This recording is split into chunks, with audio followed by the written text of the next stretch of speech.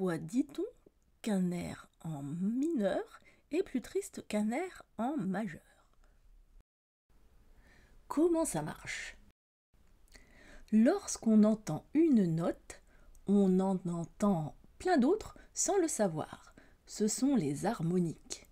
Un son comporte 12 autres sons, des commas, plus aigus ou plus graves, très difficiles à percevoir à l'oreille, mais qui sont bien présents, vibrent et entrent en résonance. Bien plus évident sur un instrument à cordes. Quand ils sont nombreux dans une voix ou dans un instrument, ils produisent un son plus riche et un timbre plus chaleureux. Ceux qui ont connu les années 80 se souviennent tous du son pourri que reproduisaient les synthés bas de gamme. En fait, une seule note était synthétisée, mais pas toutes ces harmoniques. C'est aussi pourquoi les puristes critiquent les fichiers MP3 dont on a retiré les fréquences trop basses ou trop aiguës pour l'oreille. Cela nuit à la qualité du son car il est compressé. Je reviens à ces petits sons qu'on n'entend pas toujours. Dans le spectre d'une note, on trouve de façon naturelle l'accord parfait majeur, fondamental, tierce majeure, quinte, dès les premières harmoniques. Ce qui ne se retrouve pas dans un accord parfait mineur, car celui-ci comporte une tierce mineure qui sonne de manière étrange à l'oreille. Dans la musique occidentale, les accords 1, 4 et 5 sont les plus utilisés pour les enchaînements harmonieux qu'ils produisent.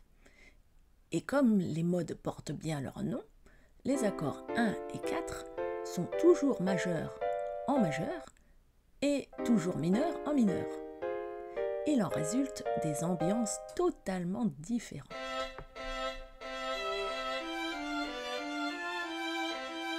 À noter, des études scientifiques ont démontré que dans toutes les civilisations, le discours parlé joyeux s'apparente au dessin mélodique du mode majeur. Or, la tierce ABC du mode mineur ne fait absolument pas partie des harmoniques de la voix humaine et semble ainsi plus artificielle, instable, voire fondamentalement contre nature pour nos oreilles éduquées.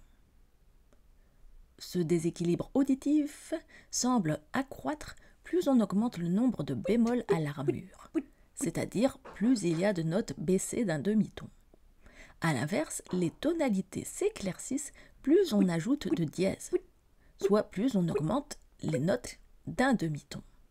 Ce qui peut expliquer pourquoi les musiques en mineur suscitent des impressions d'inachevé, de mystère et de tristesse ou d'angoisse, alors que celles en majeur semblent plus gaies, apaisées et procurent une sensation de plénitude associée à la joie. Appliquons la théorie à un exemple très célèbre.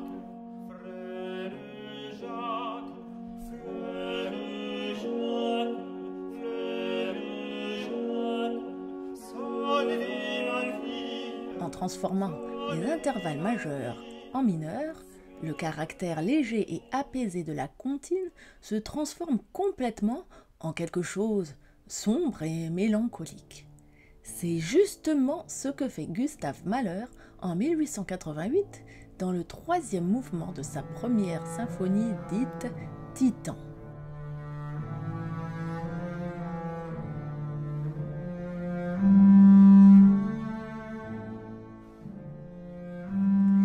Il reprend le fameux chant pour enfants sous forme de marche funèbre en ré mineur. Les contemporains ont vu dans ce détournement un côté maléfique, voire satanique. Autant vous dire qu'à l'époque, ça a fait un malheur.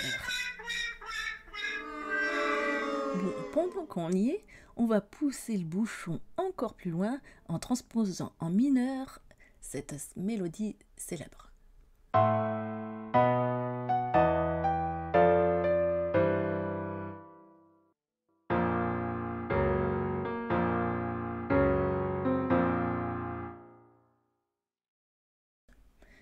Alors, les musiques en majeur sont-elles préférables à celles en mineur?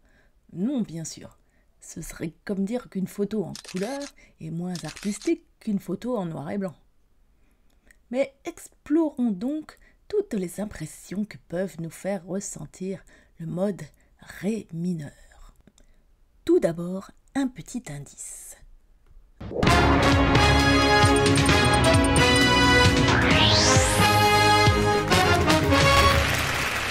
Question musique. Top. Compositeur autrichien de la période classique, je nais le 27 janvier 1756 à Salzbourg. Je meurs le 5 décembre 1791 à Vienne. Considéré comme l'un des plus grands compositeurs de l'histoire de la musique, mes prénoms sont Johannes Chrysostomus Wolfgangus Theophilus. Je suis... Et vous l'avez bien sûr deviné, Wolfgang Amadeus Mozart. Presque un siècle avant Gustav Mahler, c'est l'année de sa mort, Mozart compose son requiem en Ré mineur.